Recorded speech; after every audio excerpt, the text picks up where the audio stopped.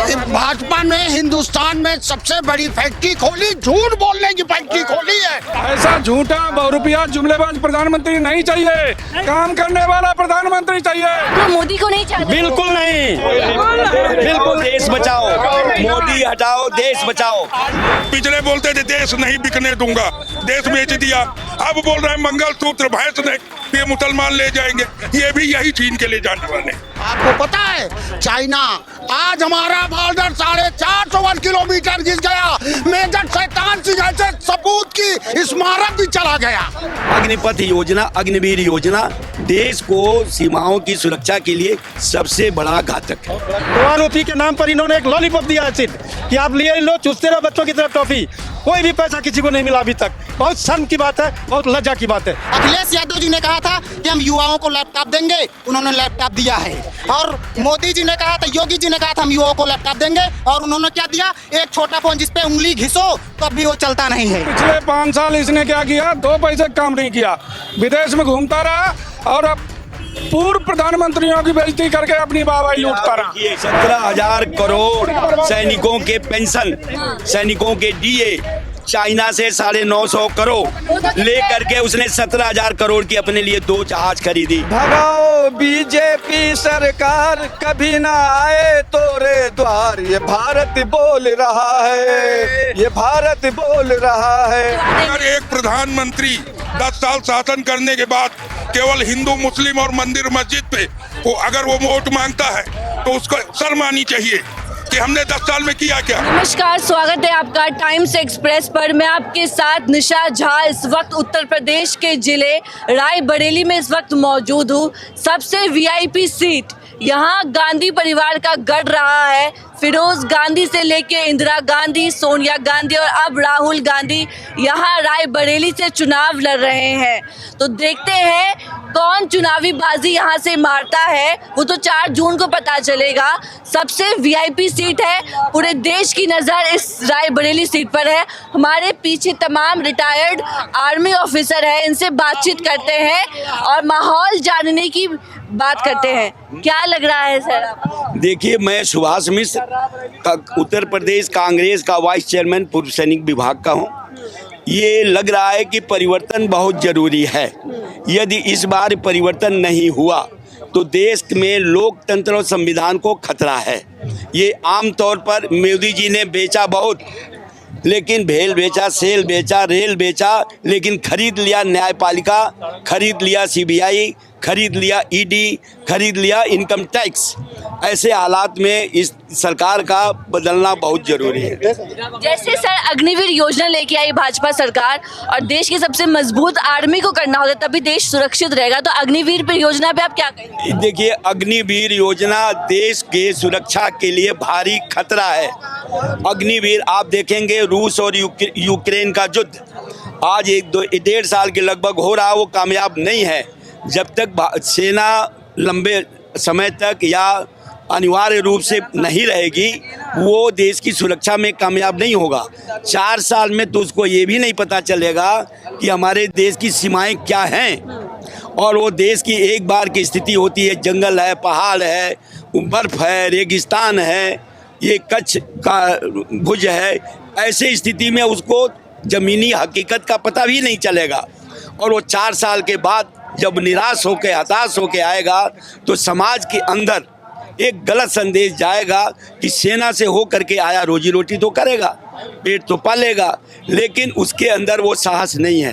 अग्निपथ योजना, अग्निवीर योजना देश को सीमाओं की सुरक्षा के लिए सबसे बड़ा घातक है। तो ये बहुत बड़ा फेलियर रहा अग्निवीर। फेलियर है, बिल्कुल फेलियर है। बिना सोचे समझे तुगलकी मिजाज में ये सेना की कटौती की गई। बाकी कटौती क्यों नहीं की गई? सेना की कटौती की गई। मोदी जी का विकास नहीं होगा क्या? मोदी जी का विकास हुआ है। मोदी जी के 2 जो भक्त हैं उनका विकास हुआ है। मोदी जी के जो 22 अरबपति खरबपति हैं उनका विकास हुआ है। अडानी अंबानी का विकास हुआ है। आप देख लें, कोई भी है, देश का विकास कहीं नहीं हुआ। देश के विकास की सबसे बड़ी कड़ी निर्यात होता है, प्रोडक्शन होता है। निर्यात हमारा माइनस में है, प्रोडक्शन हमारे पास है नहीं। कल कारखाने लगे नहीं, जो लगे वो बेच दिए गए या बंद पड़े। तो सेना कमजोर हुई है क्या मोदी? बहुत बड़ी फर्क पड़ा है। यदि जल्दी से जल्दी इस अग्निवीर योजना को ख़त्म करके नियमित सेना, आप लोगों को मालूम होना चाहिए कि जब 1965 में युद्ध हुआ, 1971 में युद्ध हुआ, तो चीन ने हमको हमले की चेतावनी दी। पाकिस्तान से युद्ध चल रहा था। अमेरिकी और ऑस्ट्रेलिया की सेनाएं दक्षिण महासागर में आ चुकी थी। ऐसे समय में एक अग्निवीर अग्निपथ योजना कभी कारगर नहीं है। तो सर आप लोग सब रिटायर्ड आर्मी ऑफिसर हैं, क्या माहौल नजर आ रहा है आपको रायबरेली? बिल्कुल सेना के लोग, सेना के रहने वाले, रिटायर वाले, ये उनकी हार्दिक इच्छा है कि ये झूठ बोलने वाला आप जुमली सरकार, आप बताइए 30,000 करोड़ कभी कहते हैं अग्निवीर को हमने 1 रैंक 1 पेंशन दिया, कभी कहते हैं 50 करोड़ दिया, कभी कहते हैं हमने 100 करोड़ दिया, और दिया कुछ नहीं। सबसे बड़ी बात है, जो शुरू में जवान ही युद्ध लड़ने पर आगे जाता है। तो सेना किसके साथ जा रहा है इस बार? सेना इस बार कांग्रेस पार्टी के साथ आ रही है। मैं लेफ्टिनेंट प्रताप सिंह यादव, मैं ये कहना चाहता हूँ 2014 के चुनाव में मोदी जी हेमराज के सिर पर चुनाव लड़े थे और बोला था कि हमारी सरकार बनने के बाद हम बदले में 10 सर लेकर के आएंगे, एक के बदले में 10 सर लेकर के आएंगे, और बदले में नवाज शरीफ को अपने शपथ समारोह में बुला लिया। इससे ज़्यादा शर्म की क्या बात है। दूसरा, पठानकोट अटैक हुआ, ISI को इंस्पेक्शन के लिए बुला लिया। पुलवामा अटैक हुआ, 300 kg RDX कहाँ से आया आज तक कोई पता नहीं है। कोई जांच नहीं। तो ये डिफेंस के नाम पर लड़ते रहे, शहीदों के नाम पर वोट मांगते रहे। आज हम लोगों को इनसे बिल्कुल, जब से इन्होंने अग्निवीर लागू किया है, हम लोगों का बिल्कुल कमर तोड़ दिया है इनका। देश की कमजोर हो गया है क्या? 2014 के बाद आज की डेट में रेगुलर आर्मी 3 लाख स्ट्रेंथ कम हो गई। रेगुलर आर्मी 3 लाख कम हो गई। हर साल देश से 45-50 हजार सोल्जर रिटायर होते हैं, इन्होंने भर्ती नहीं की। तो अब बताइए कहाँ जाएंगे नौजवान हमारे? आर्मी 2 साल की ये की नीति सुना होगा कि जिस राजा से अगर आर्मी को जिस रक्षा के लिए रखा गया है उसको अगर मांगना पड़ गया तो वो बेकार है राजा, उसको काम के लायक नहीं है। उनको आप खुद देखना चाहिए आज किसके बदौलत इतने देश में हम लोग घूम रहे हैं, किसके बदौलत यहाँ सुरक्षित हैं। सिर्फ ओनली फॉर आर्मी, हरी वर्दी एक ही है जो पूरे देश की रक्षा करता है, अपने प्राणों की न्यौछावर दे के देश की रक्षा करता है। वो अपने परिवार के लिए, अपने बच्चों के लिए, अपनी समाज के लिए सब कुछ करने को तैयार है। लेकिन इसके आज 1 साल से कम हड़ताल चल रहा है। वहाँ पर कुछ मांगे हैं हम लोगों की, जंतर मंतर पे कितनी बातें होंगी। देश के लिए दूसरे देश को पैसा दे रहे हैं, हमारे देश में जवान है उनको कुछ भी नहीं दे रहे हैं। क्यों नहीं दे रहे भाई? OROP के नाम पर इन्होंने एक लॉलीपॉप दिया है सिर्फ कि आप लिए लो, चूसते रहो बच्चों की तरफ टॉफी। कोई भी पैसा किसी को नहीं मिला अभी तक। बहुत शर्म की बात है, बहुत लज्जा की बात है। मोदी सरकार में बहुत हालत खराब हो गई है। खास करके जितने सरकारी देखिए कर्मचारी हैं, स्टेट कर्मचारी हैं, जो भी कर्मचारी हैं उनके लिए बहुत बुरा है ये। आम पब्लिक आप चले जाइए, किसी भी स्लम एरिया में चले जाइए, आज उसकी हालत देखिए क्या है वहाँ पर। जबकि कागजों में सब कुछ हो रहा है, ग्राउंड पे क्यों नहीं हो रहा है? आप वहाँ तक मिलने जाइए, किसी को मिलने नहीं दिया जाता है। ये क्या तरीका है भाई? हम जब तक मिलेंगे नहीं कैसे अपनी बात रखेंगे आपके सामने? मोदी राज में दिक्कतें बहुत आ रही हैं। पूरी दिक्कत है। तो कह रहे हैं हम विकास का काम कर रहे हैं। विकास का काम देखिए, सभी जितने भी गवर्नमेंट आई है सबने विकास का काम किया है। ऐसा कुछ नहीं है कि देश आज 70 सालों में यहाँ तक पहुँचा है। जब पंडित जवाहरलाल नेहरू जी थे उस समय कुछ भी नहीं था। उसके बाद जैसे जैसे आते कि इंदिरा गांधी, राजीव गांधी आए, सब कुछ आए। इस बीच में RJD भी रहा, कई नेता रहे। काम तो होता रहता है, लेकिन जो मेन मुद्दा है हमारा देश के लिए, देश की रक्षा के लिए, वो मेन मुद्दा का हल क्यों नहीं हो रहा है? जितने IAS PCS अधिकारी बैठे हैं वहाँ कागजों में कार्रवाई करते हैं, ग्राउंड पे हमें कुछ नहीं मिलता। तो आप लोग किस पे भरोसा जता पा? हम राहुल गांधी जी के बातों के ऊपर भरोसा है, और मुझे भरोसा है इस गठबंधन सरकार पे कि जब भी सरकार आएगी अग्निवीर को खत्म किया जाएगा और इसको रेगुलराइज किया जाए। एक आदमी को इंजीनियरिंग करने में 4 साल लगता है, ठीक? आप एक जवान को 4 साल में रिटायरमेंट देते हैं, अभी इतनी हथियारें, नई टेक्नोलॉजी आ गई है, कंप्यूटराइज हो गया है। मैप के बारे में जानकारी लेना है, उसको देश के बारे में पूरी जानकारी लेनी है, वो 4 साल में नहीं ले पाएगा। बेसिक ट्रेनिंग 6 साल की है, हथियार की ट्रेनिंग उसको 6 साल में वो कुछ नहीं सीख पाएगा। उसके बाद उसकी पढ़ाई होती है कि आप किस क्षेत्र के हैं, कहाँ पर क्या पढ़ेंगे। आप मान लीजिए मेडिकल कोर में नर्सिंग असिस्टेंट हैं, नर्सेज हैं, उनकी पढ़ाई 2-2, 3-3 साल तक होती है, तब उन्हें इंजेक्शन लगाने या दवा देने के काम आते हैं। वो कैसे 6 महीने में कर पाएंगे? इस बार आप लोग मोदी को नहीं चाहते? बिल्कुल नहीं, बिल्कुल। देश बचाओ, मोदी हटाओ, देश बचाओ। लोकतंत्र बचाना है तो मोदी सरकार को हटाना है, संविधान बचाना है तो मोदी सरकार को हटाना है, देश की सुरक्षा को रक्षा करनी है तो मोदी सरकार को हटाना है। क्या कह रहे हैं आप? ऐसा झूठा बहुरुपया जुमलेबाज प्रधानमंत्री नहीं चाहिए, काम करने वाला प्रधानमंत्री चाहिए। आप लोग सेना में हैं, मैं आपसे पूछना चाहती हूँ, नरेंद्र मोदी कह रहे हैं कि कांग्रेस सरकार, जैसे आप लोग कह रहे हैं कांग्रेस सरकार आनी चाहिए, मोदी जी कह रहे हैं कांग्रेस आएगी तो राम मंदिर पे बुलडोजर चलवा देंगे। अच्छा, इसने राम मंदिर, के अलावा और सुनिए, राम मंदिर लोगों के घरों में बना है और चाहे वो कोई दिल में बना है। राम मंदिर के ऊपर सुनिए, राम मंदिर की बात करके आपको पता होगा कि मंदिर के साथ क्या हुआ, इतिहास क्या हुआ। इन्होंने केवल चुनावी दृष्टि से ये मंदिर का काम किया है और कोई मतलब है। राम जाने जाते थे, जाने जा रहे हैं और जाने जाएंगे। वो मंदिर से कोई गिराने का, आपको पता है कि जो मंदिर पुराना ढांचा था उसका इतिहास क्या है। बहुत बड़ा काम किया। रायबरेली से कौन जीत रहा है इस बार? माननीय राहुल गांधी जी, राहुल गांधी भारी मतों से 5 लाख। मैम लहर चल रही है, इंडिया की लहर चल रही है पूरे देश में।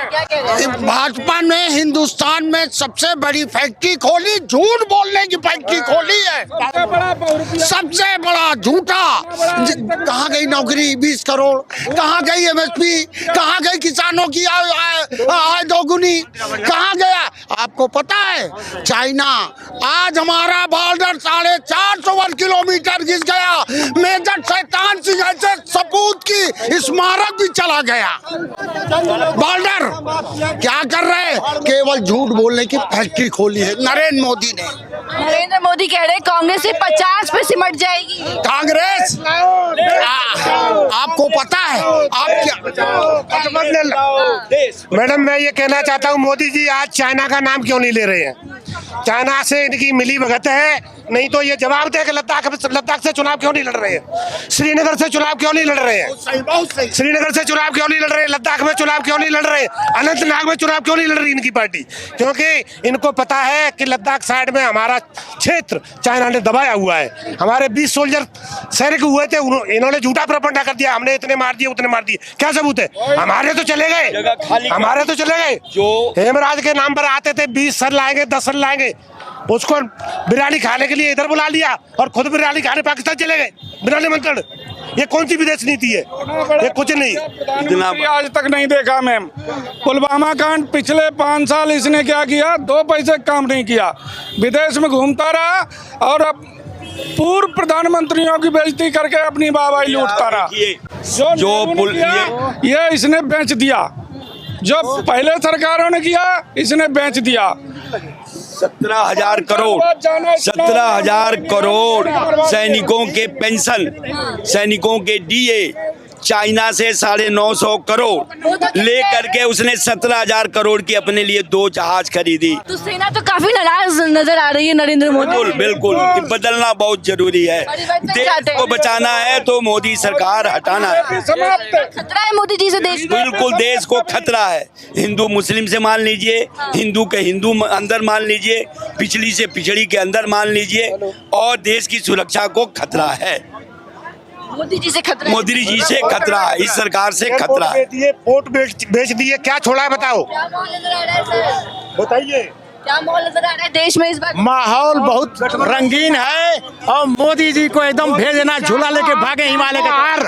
और मोदी जी 400 हार, जोगी जी के शरण में जाए, मोदी जी झोला लेके जाए, गोरखनाथ मंदिर में जाप करें।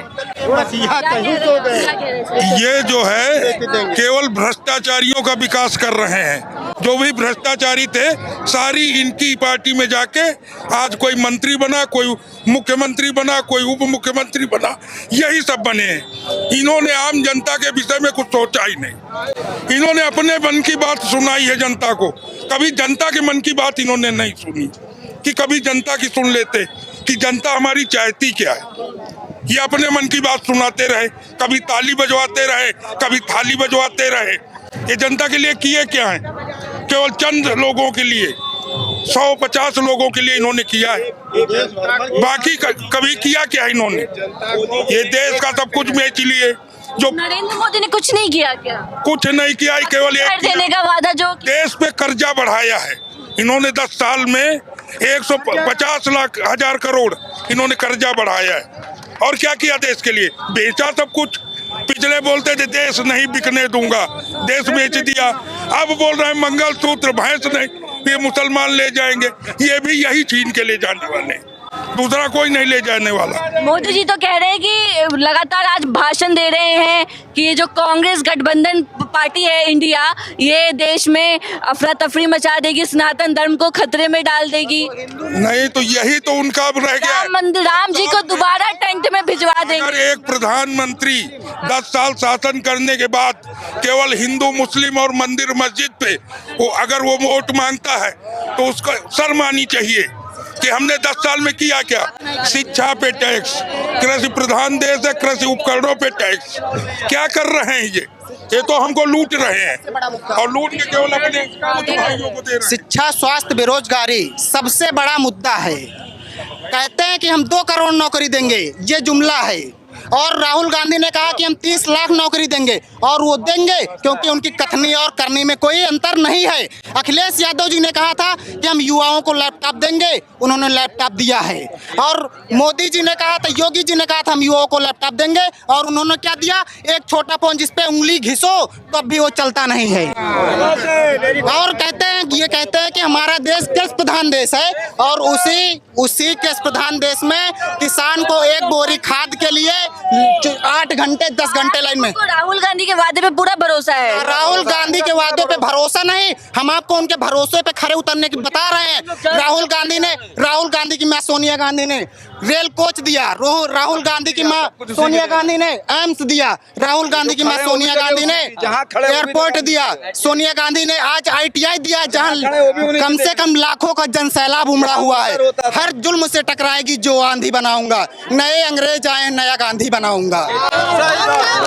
उत्तर प्रदेश पूरे भारत में सबसे झूठ बोलने की पार्टी है तो वो भारतीय जनता पार्टी है। अगर रायबरेली के विकास की कार्यों की हम बात करेंगे तो सैकड़ों पन्नों का ग्रंथ छोटा पड़ जाएगा। इंदिरा नहर जिससे हमारे किसान भाई सिंचाई करते हैं, और NTPC जो बिजली बनाती है उसमें सीधा नहर जाके मिलती है। ये काम इस सोनिया गांधी ने किया था, उन्होंने ही नहर खुदवाया।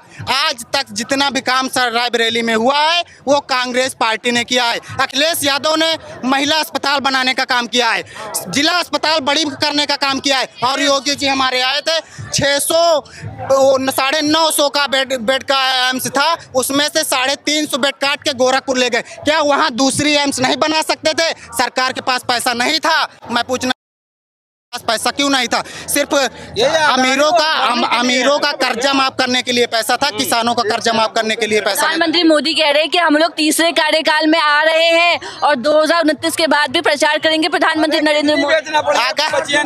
देखिए आपकी बार ये झोला अपना उठाएंगे, अपना घर झोला उठाएंगे। क्या? झोला नरेंद्र मोदी और कौन आपकी बार शासन करेंगे? हम तो जो कहते हैं कि हम तो फकीर हैं, और फकीर के पास होता है सिर्फ एक झोला, और वो झोला उठाएंगे। और अब की जाने और 27 में बाबा जी मठ जाने की तैयारी कर रहे हैं।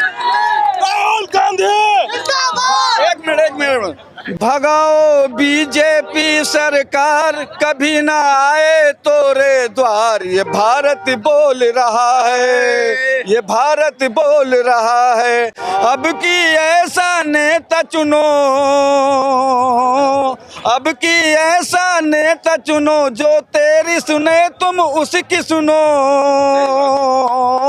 मिलेगा सभी को ही व्यापार चाहे बनिया हो या लोहार। ये भारत बोल रहा है, ये भारत बोल रहा है। वाला चाय बेचने वाला देश बेच रहा है, रेल बिक गया, तेल बिक गया, बिका हवाई अड्डा, सब कुछ बिकता देख के खुश है अपने जेपी नड्डा जो इस समय भारतीय जनता पार्टी के राष्ट्रीय अध्यक्ष हैं।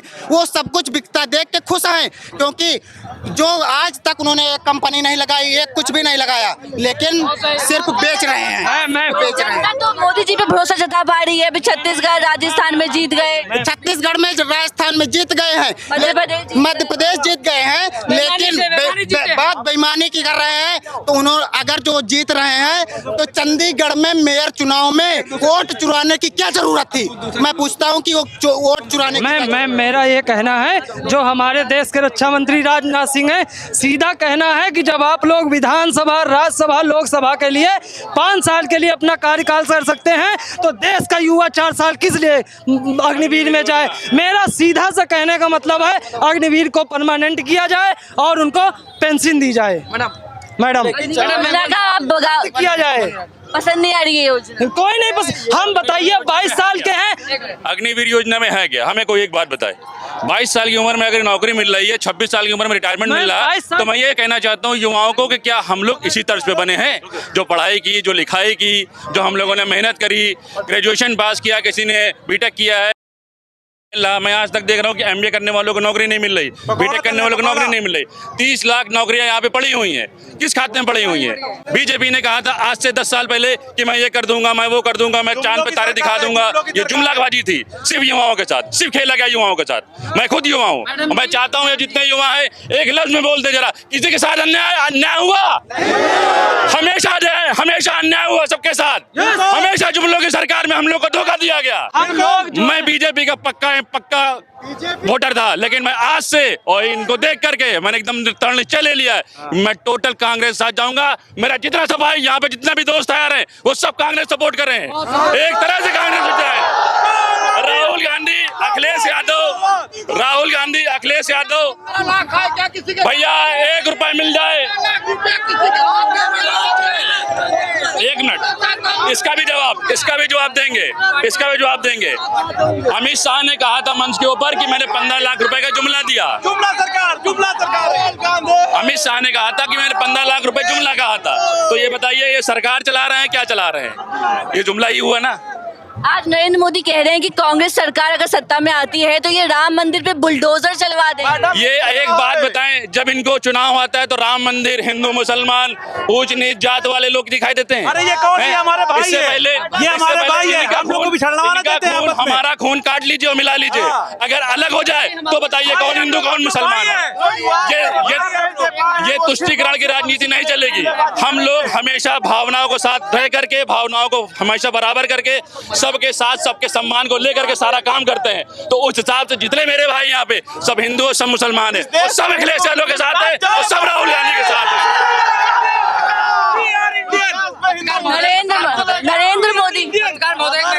नरेंद्र आप ये सरकार आपकी वीडियो बनाइए। आप ये आपकी मतलब कि बीजेपी की गवर्नमेंट है, आप पत्रकार हैं। आपने भी देखा अमित शाह आए थे, एक पत्रकार पिटता रहा, कोई पत्रकार का कोई बड़ा ना पत्रकार मूर्ख दशा बने देखते रहे, यहाँ रायबरेली जिले का प्रशासन देखता रहा। पत्रकार जब सुरक्षित नहीं है, आपका पत्रकार सुरक्षित नहीं है वैभव मिश्रा, तो ये बताइए जनता कहाँ सुरक्षित रहेगी? यहाँ पर महिला कांस्टेबल सुरक्षित नहीं है, किसान सुरक्षित नहीं है, बेरोजगार हैं, और किसान जवान कौन सुरक्षित नहीं है? बताइए 70 साल लग गए 50 रुपये लीटर पेट्रोल पहुंचने में, और 10 साल में 105 रुपये लीटर कह दिया। बताइए 400 का गैस 70 साल लग गया 400 पहुंचने में गैस को, और 1200 रुपया इन्होंने 10 साल में पहुंचा दिया, 7 साल में पहुंचा दिया। अभी 500 राजस्थान में 500 रुपये गैस मिलती है, यहाँ यूपी में जीएसटी इतनी महंगी है, 1 रुपए के शैम्पू भी अगर किसान खरीदता है ना उसमें भी जीएसटी ली जाती है। सब बात तो छोड़िए आप, यहाँ तक कि छाछ मट्ठा में खाने की सामान में अंग्रेजों ने नहीं कभी लगाया था, टैक्स नहीं लगाया था। जीएसटी यहाँ खाने की सामान में, मट्ठा दूध में लग गया। वाह सरकार, ये अंधी सरकार है, बहरी सरकार है, गूंगी सरकार है। किसके साथ जा रहे हैं आप? हम लोग युवा है, पहली वोट हमारी है। हम लोग कांग्रेस को वोट देंगे, विकास पुरुष है अखिलेश यादव और राहुल गांधी। पूरा देश हमें नहीं, आजकल का युवा जी, मोदी, अमित शाह और योगी बाबा की जोड़ी को टक्कर दे पा रही है गठबंधन? ये सब 400 पार का जो नारा लगा रहे हैं, ये 400 हार का नारा है, समझिए आप हमसे ज्यादा घूमती पत्रकार महोदय, पूरा देश घूमती है। आप हमसे ज्यादा परेशान हैं। जब एक पत्रकार पीटता रहा, अमित शाह भाषण देते रहते शर्मुश्ती हो गई कि एक कोई बीजेपी का बड़ा नेता, देश विदेश से नेता यहाँ बीजेपी का है, कोई एक नेता नहीं देखने गया। और ये खड़गे और क्या नाम है वहाँ के भूपेश बघेल जी, वहाँ के मुख्यमंत्री हैं, पूर्व मुख्यमंत्री राजीव क्या नाम है छत्तीसगढ़ के, वो उनका हाल चाल लेने गए। ऐसे ही है हमारे लोगों के दिल में जगह। बाकी धन्यवाद, आप समझदार हैं, जनता की राय लीजिए। ठीक है, अब खत्म करते हैं। तो आप देख रहे थे, रायबरेली में इस वक्त मौजूद थे, आपने आम जनता की राय सुनी। देखते हैं 20 तारीख को महज 3 दिन बाद यहाँ से पे वोटिंग होने वाली है रायबरेली में। देखते हैं कौन चुनावी बाजी मारता है। 4 जून को नतीजे आने वाले हैं। बने रहे हमारे साथ। धन्यवाद।